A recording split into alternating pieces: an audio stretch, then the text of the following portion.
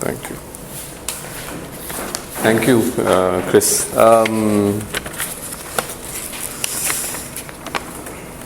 It feels like I've done this after a long time too. So nice to see some newcomers.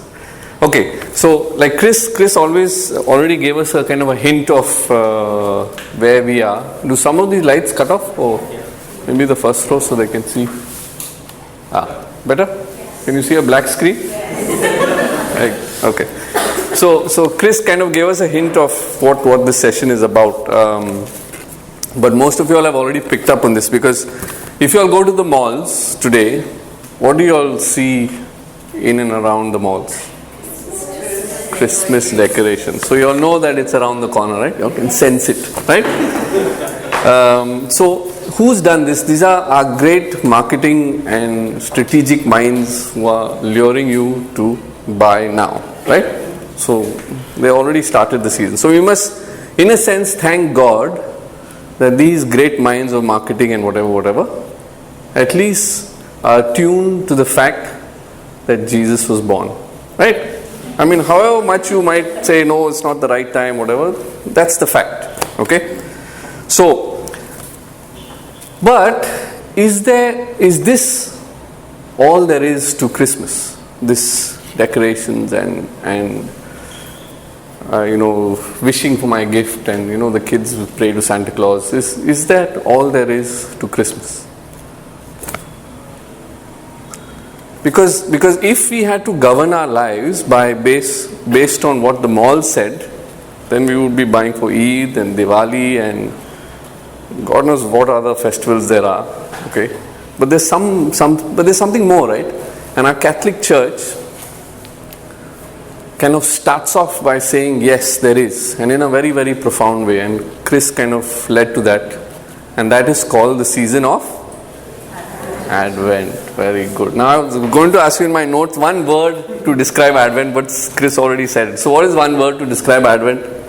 If you all listen to Chris. You all didn't listen to Chris, huh?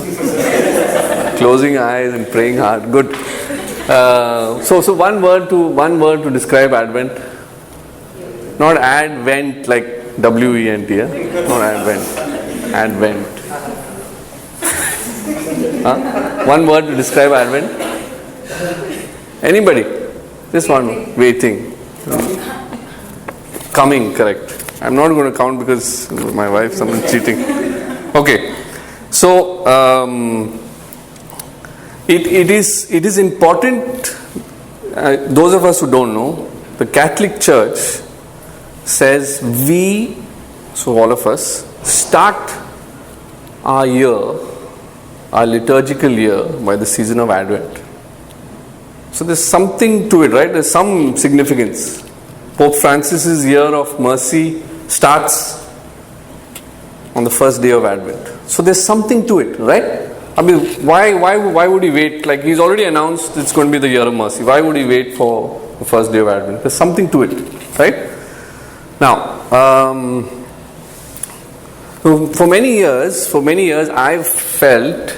No, we'll have to do the slide first, huh? Many years I've gone for Mass and whatever, and I've heard first Sunday of Advent, and then I blink twice nicely, and then it's Christmas, yeah. Finished. Advent is gone. I just missed it. Like Advent, gone, finished. So why? So I thought let's ask ourselves, why is it important that the Catholic Church says we start our liturgical year with the season of Advent? Why? Okay. So I've done one nice slide. So basically, Advent is broken into three parts, right? You all said coming and waiting and all, right? So Harriet, if you can click. Yeah. So we're first celebrating His coming again. There's one joke. I like this joke. I heard this from a Monsignor. He was talking to a Jewish rabbi. And the Jews, right? The Jews don't believe that Jesus came 2000 years ago. They're still waiting for Him. Right? So he spoke to this priest and he said, y'all are waiting, right, for Christ, for the second coming. He said, yeah, we're waiting. Saying, even we are waiting, yeah. So we should get along. There shouldn't be any problems with us and whatever. We should get along. So when Jesus comes, we'll ask Him, Did you come? Were you here before? Kind of a thing. So we are waiting for his second coming. Yeah, this is important. So that's the first thing. So there are three folds of waiting when in Advent. The second is we commemorate his coming 2000 years ago. Yeah, and the third, any guesses?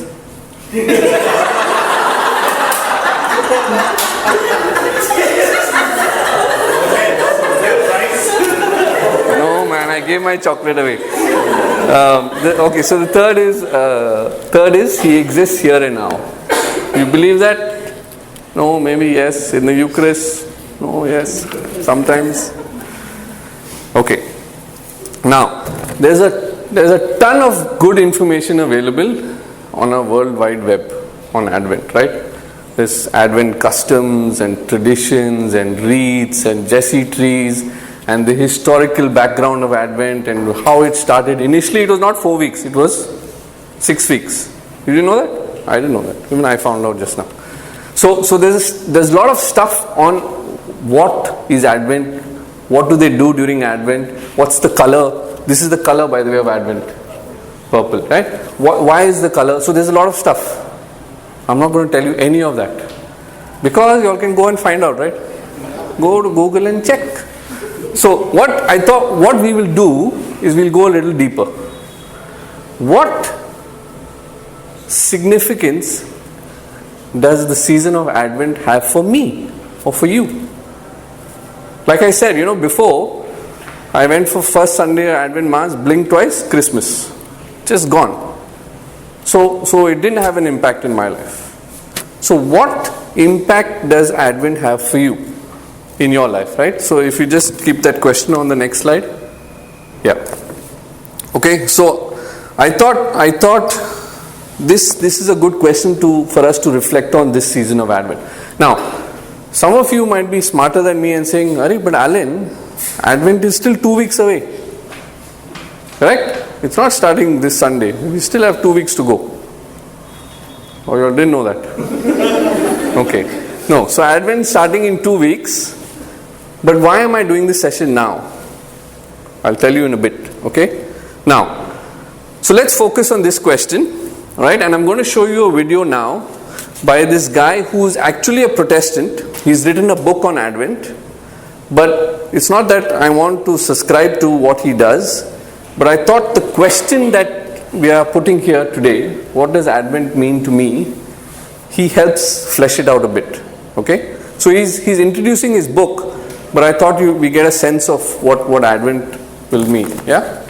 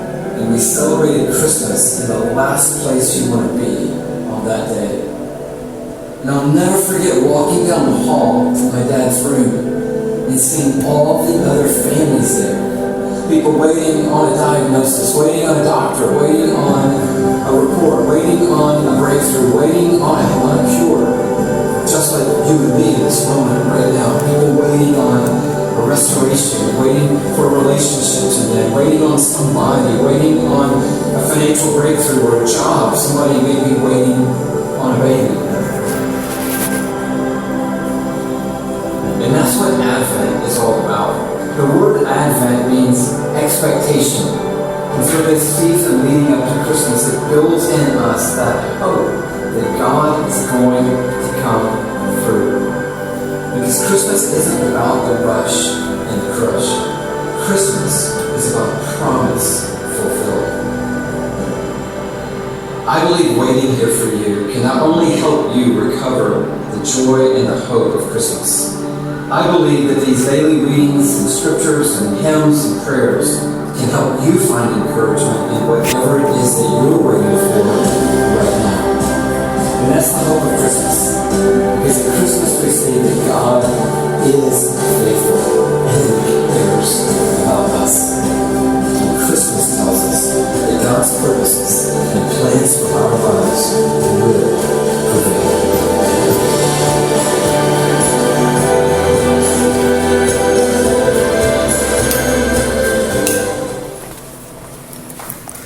Okay, so he gives you a kind of a sense of the season of Advent personally, yeah? So I thought let's try and investigate why I, or you maybe, don't really care too much for Advent, if I dare to use that word, yeah? So I thought let's look at some scenarios, right? So the first one I thought is our relationship with Jesus isn't very deep. Okay? Now I'm just putting this forward. It's up to us to kind of reflect and take what we feel is necessary.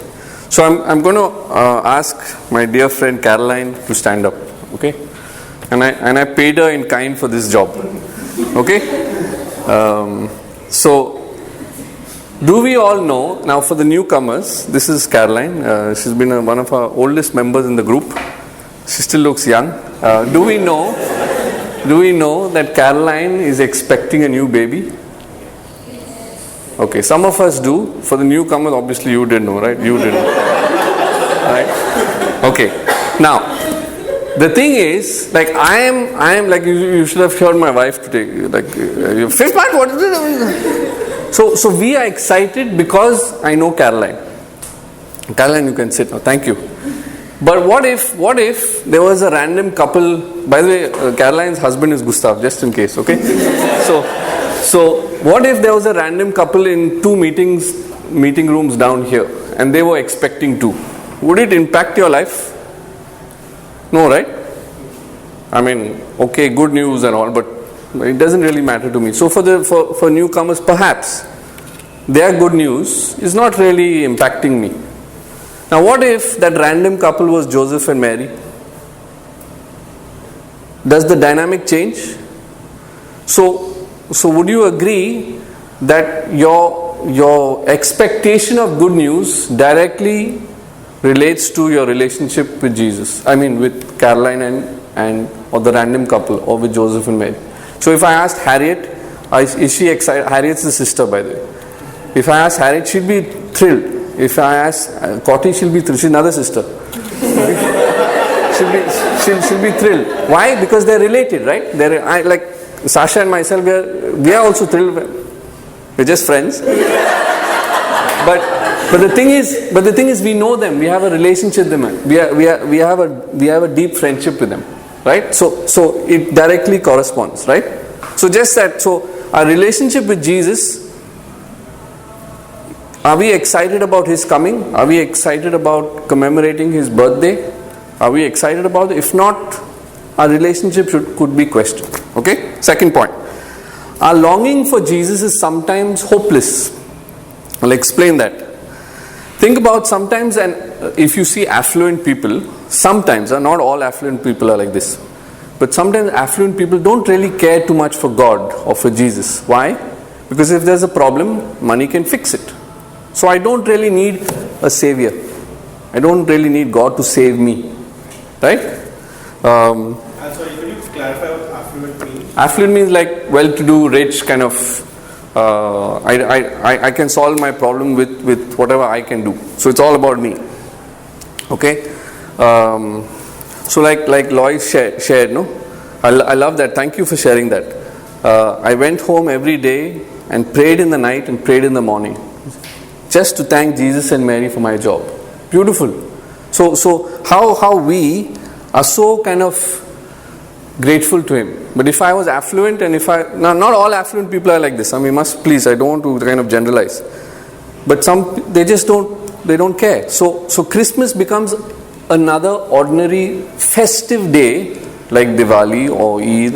I'll celebrate, I'll go out, I'll buy you gold, whatever, right? There's nothing special about it. There's nothing unique about Christmas for them, right? So I remember a priest, he said about the Dubai church. He said the reason why it's so vibrant and alive, and you'll never get place if you come 5 minutes late for mass and this kind of things. It's because we are a dependent society. We are dependent, or in other words, we are at the mercy of our employers. So who's our hope? Who's our go-to? Jesus. So we come, and when we need this relationship, we cling to Him, and we need this relationship to Him. But sometimes when I'm asking Jesus for a prayer, I'm asking Him for something, and it doesn't happen, that hope dies down, waters down. And then my longing for Jesus also dies down, because He's not really answering my prayer. I'm looking for a life partner, I'm looking for this, I'm looking for a cure, somebody's struggling at home, my dad and mom, something is going on, and He's not really answering my prayer. So my hope is dying, my longing for Jesus is dying, because He's there, but He's not really impacting my life. Okay, second reason. Third reason is our life is filled with busyness, or there's a sense of boredom. Two reasons. So I'm now specifically talking about Christmas season. So I could be here in this room completely alone, or I could know a friend who's completely alone, who doesn't have anybody to spend Christmas with. And in a sense, that boredom, that aloneness eats me up. Yeah. On the flip side, I could be going down to India for Christmas, and the weeks of Advent is filled with shopping. Filled. Why? Because you have to buy gifts for ... and the list never goes on. I mean, never dies. And now you have to bring like foreign gifts, no? But the problem is you get everything in India now, so full tension. Like you're constantly, your whole thing is like, oh shucks, this has been bought, and you're going on, and your whole thing is about buying your Christmas list. That's your Advent season, Christmas list. So blink Christmas, here's your gift. Yeah? So that could be the reason too. I'm too busy during Advent, so I don't even know what's happening. I don't even realize the priests have changed from green to purple. Doesn't really affect me. Yeah? Now, like he said, Advent is the joy, this another priest said, Advent is the joy of expecting God can fulfill His promises. This is a God who keeps His, we sang it in one of the songs. This is a God who keeps His promise. And I will give my life for this. He does. God keeps His promises. Yeah? So, if you take anything from this session, please take this home. The goal of Advent is to get closer to Jesus than you've ever been before. And if you are closer to Jesus at the end of Advent, you've had a good season of Advent. That's the goal. To get closer than you've ever been before.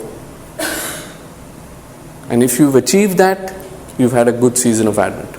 So the reason why we're doing this session now is that we can kind of help us, we'll come to that, but to kind of look at that as an objective.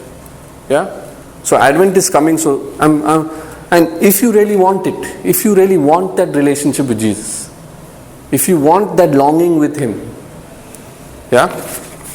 So, in our everyday lives, we go through struggles at work, we go through problems, we go through financial crisis, like the rents are going up. It's tough, yeah. It's tough.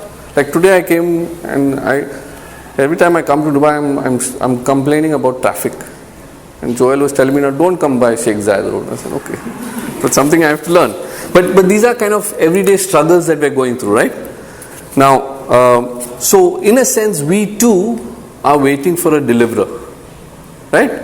We too are waiting for this person to redeem us, save us, give us refuge, take this problem away, just wipe away every tear. We too are waiting for that. Right? So that second coming is very, very important. Yeah? Now, so I thought let's look at how we can possibly prepare better for Advent, which is starting in 2 weeks. Okay? So the first thing is there anything we can do to avoid the last minute Christmas shopping rush? I want you to discuss with your 2 or 3 next to you and just give me 1 or 2 suggestions. Anything we can. So we are on the 14th of November. Advent is starting on the 28th of November. Right? Somewhere there. 28, 29. So just discuss quickly 2 things or 1 thing. Anything I can do to avoid this Christmas shopping rush. If you don't have any shopping, you're a lucky man.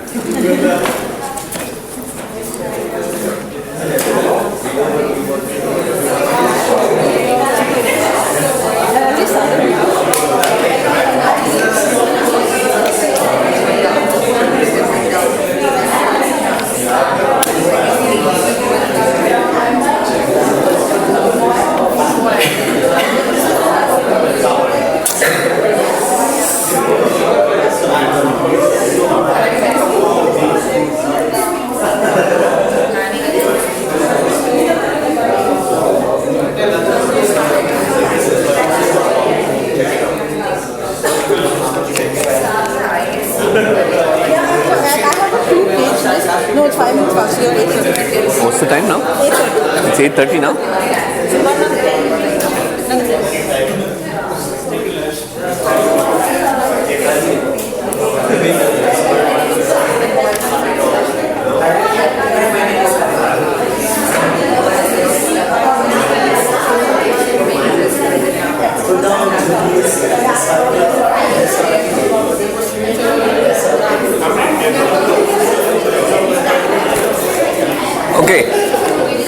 Okay, let's hear some ideas. There's heated discussion which I like. So let's hear some idea. I promise you, I genuinely want to learn from you. Okay, so any ideas? Just randomly, any ideas? That's a very, very good idea. Make a list. I started checking it off. You all planned this out together? What did you say, Priya?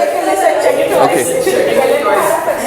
Idea. She says that if you want to give your relatives some gifts, you can just send them a Christmas card saying this much money is being donated to charity. Very good. You heard that? So the idea was, if you want to give a gift to your family, instead of a gift, give them a greeting card or a Christmas card and say this much money has been donated to a charity. Yeah? Good. Any other ideas? Make a list and what? Check it off.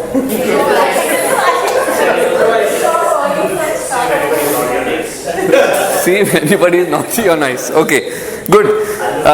Sorry? Shop for perfumes online, men and women, it doesn't matter, everyone likes perfumes. Online shopping, one shot is cheaper also. Very good. Okay, good. Good. Thank you. Alex, so there's also a budget. There's a budget list thing that you can kind of, so you don't kind of go overboard.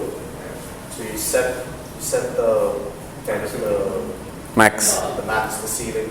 Like, this is how much, and then you can actually list down all the people in your life. Is it conceivable that you have a budget of 0? Perfect.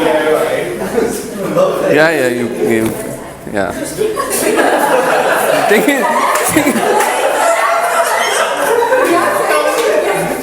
A good one, Joel, but I've got children, man. So, okay. But some good thoughts, okay? Now, another idea, again, is, I heard from this priest and I thought is really cool is if, for example, you're sending cards, and this is important. So whoever you're sending cards, or maybe nowadays we don't send cards, we do the cool thing like WhatsApp message, like Merry Christmas and all. Pray for the person you're sending the message to. Right? So if you're sending a greeting card, pray for the person you're sending a message to. Right? If you're making sweets for the family, okay, if you're making your kalkals and your nyoris and whatever, pray for the people who will come and eat those sweets. Right? If you're buying pork for Sorpatel, pray for the people. What this priest is saying is, bring prayer into your preparation for Christmas, because then it becomes meaningful. Yeah? If you know of someone, especially if you know of someone who's alone for Christmas, he may not be of the same social status as you, but if you know of someone, try and do something special for that person. Yeah? Things like that. Number 2. Remember how we talked about sometimes we go through problems and struggles and trials in our life. So what do? We go and pray. And we talked about how come if God doesn't answer my prayer, my hope dies out, my longing dies out, right? Now, God is much, much bigger than just an answer to your prayer, right? He's not like, I need this, I want it today. So it's like a vending machine concept kind of a thing. So God is much, much, much bigger than that. Right? We all recognize that, right? I mean, for example, you're asking for Him. Like I remember in the group many years ago when I was single, my prayer was life partner, right? Now He's given me a life partner. Now, but the thing is, it didn't happen on my time frame. God can see in your life far better than any of us and your friends and whoever thinks they know about your life. And this is the time, 35, you better get married, man. Not happening. Forget all that. Yeah, God knows what's best for you. You, as a faithful kind of servant of His or faithful follower of His, just continue sustain in prayer. Like today's reading, the Saturday reading was about this poor lady who kept going to this person day after day after day until he got the thing granted. So she knew she wouldn't, but because of her persistence, he just said, it's done. Right? But we must also understand who God is and who are we praying to? And He is God, not me. So for example, when I pray and I say, God, I want this, be a little, just understand the dynamic of the relationship. He is God and not me. So if I want this, just be a little humble, be a little respectful of who you're praying to, because He might give you something bigger than what you think you need. Yeah? Like for me in my own life, I've experienced this. Sometimes I've prayed and I've got it immediately. I promise you. But sometimes I've prayed and I look back, like currently what I'm going through in my life, and I look back and I can see I've grown, but He's still not done with me yet. So He's forming me, He's shaping me, He's making me a better person. But He's still not, I'm still going through that churning process. So God is at work in my life. It's just not the objective I want at least now. Right? So sometimes like today I was very touched, really, really touched by the sharings of Speak for Jesus. And this is a very, very special part of the meeting where it's free. The Spirit guides you guys to come up and give you the courage to come up and share with all of us how Jesus is touching your lives. And it gives the others hope. Yeah, so I encourage you, keep coming up, guys. You never know how you can evangelize somebody else. Like Savio was saying, studying exams, and suddenly God has rewarded him. Yeah? So things like that, Now, third is, how do we reconnect with family? Like when I was in boarding school, for a long time. There was no WhatsApp business and all. I used to send these inland letters. This blue. Anybody remembers that? Yeah. You had to fold it in a particular way and all. That was all space you got to write. You couldn't write like Mahabharata kind of, send me this. No. That was all the space. But that's how we used to communicate. When you talk to your parents back home or whatever, what do you tell them? Hi, how are you? How is work? How much money I'm saving? Don't waste too much money. Correct? Something like that, right? That's your conversations. Why? Because they want to know what's happening in your life. Your parents and you want to know respectively what's happening in each other's life. That's how you reconnect with family. Right? So how would you propose that we reconnect with God? Like we talked about a possible thing where my relationship with Jesus is not very deep. It's there, but I'm not really. So how do you reconnect? How would you reconnect? Suppose you're a newcomer. I'll meet you after the meeting. For 15 minutes I talk to you. You think we're going to have a deep friendship for the rest of our lives? No, right? We need to spend time. We need to talk to each other. We need to get to know each other, your likes, dislikes, family, dogs, all that. We need to get to know. So how do you think we could reconnect with God? Through communication. Yeah, correct. But how do you, so like I was saying, in the old days when I used to write to my mom and dad, I used to write in letters, right? So today, how does God communicate with you in letters? Hint, hint. Lots of letters, Bible, yeah. So this is what I'm going to propose to you.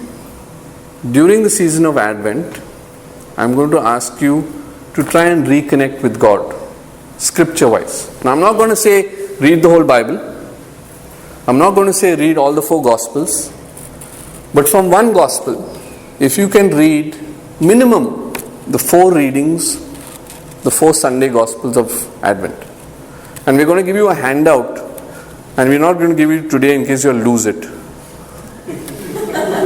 So we're going to give it to you the first Saturday of Advent rather. Right? Harriet is going to give that to you. And it's going to be with a reading and a reflection question. So what I would encourage you to is, if the bare minimum you can do is just reflect on that Gospel reading of the day. So don't read it like, let it be not, they said, come alive, let's read it and fill in the answer. No, I mean, nobody's checking it. I mean, we're all kind of young adults now, right?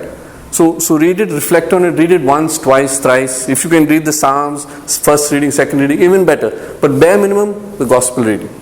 Yeah? And reflect on, see why, think about these questions. Why purple? Why 4 weeks of Advent? Why are we starting the liturgical year? Then read the readings. Then see, second coming, does it relate? Are we honoring his birth? Does it relate? Bring all this. You guys have got the intellectual power now to analyze all this. Examine it. Why? Because it will enrich your faith. So you do that. Because this thing of we can give you wonderful information, but internally it has to go into your heart. Not here. Mine is great. We'll have lots of information. It has to go into your heart and it will bear fruit. Yeah? So, that's the suggestions. All of us have these phones, right? These cool phones, Apple and Samsung and ... right? So there is one app, I don't know whether but I think it's pretty cool. I may be a little dated with these apps, but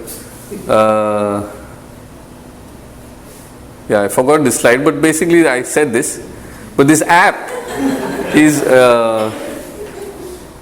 this is important, guys, to slow down during Advent. So all your shopping and your budgets and all this stuff, finish it now, man. You got 2 weeks. Go for it. Attack the malls. Attack your online shopping. Make your budget list, but go for it now. But when it comes time to Advent, please try and slow down. I'm telling you, you will have a fruitful Advent. What's the goal? Your relationship with Jesus has to get better during the season of Advent. And if it has happened, you've had a good Advent. And you can only do that by doing this. Take time, slow down and open up. Okay? So I was coming to this app. Sorry, I'm skipping through because of notes. You've heard of this app? Yeah. Some of you know. Good. So I'm trendy then. So this app is free, which is also cool. It's called Laudate. It has brilliant stuff. It's supposedly the #1 free Catholic app. I didn't put it there. It's written there. So but it has your prayers, it has your novenas, it has everything. So the reason why I'm highlighting this is if you remember this thing of read the 4 Sunday Gospel, it's here. You can get the readings of the day. Okay? So check it out. It's free. Please use it. And lastly, guys, each of you here are here today. Each of you, and this is not my mistake. Even the newcomer, Nigel, right? You're not here by mistake, Nigel. Okay? You're here because Jesus is seeking you out. And even for the guys of us who have been here for a long time, Jesus is seeking you out. He wants a deeper, more personal relationship with you. Yeah? So use this time. This is the start of a new year, new liturgical year.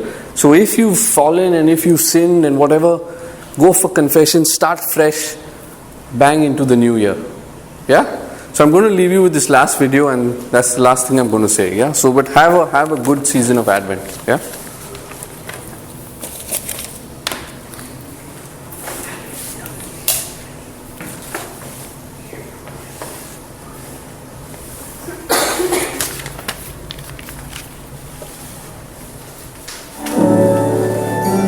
Get the symphony, get the children's choir, get the high school marching band.